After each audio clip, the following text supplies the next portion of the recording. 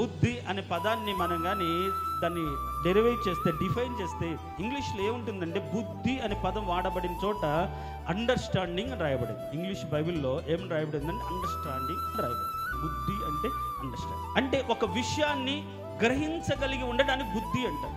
ఒక విషయాన్ని తెలుసుకొని ఉండడం బుద్ధి అంటారు. బుద్ధి అంటే ఒక విషయాన్ని తెలుసుకొని ఉండడం, ఒక విషయాన్ని అర్థం చేసుకొని ఉండడం. ఫర్ ఎగ్జాంపుల్, సిగరెట్ తాగడం అనేది మన ఆరోగ్యానికి హానికరం, అది తాగకూడదు అని తెలుసుకుంటాం.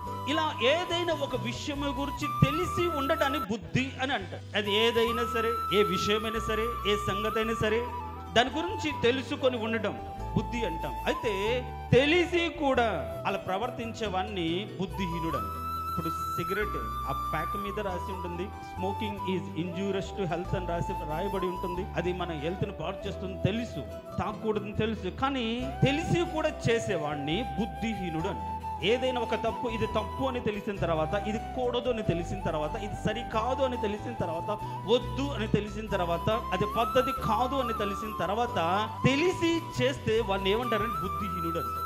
ఆ స్థితిని తెలుసుకొని ఉండడం బుద్ధి అనేది మనం చెప్పుకున్నాం. తెలిసి కూడా ఏదైనా చేస్తే దాన్ని బుద్ధిహీనత అంటారు, లేకుంటే అలా చేసేవాడిని బుద్ధిహీనుడు అంటారు.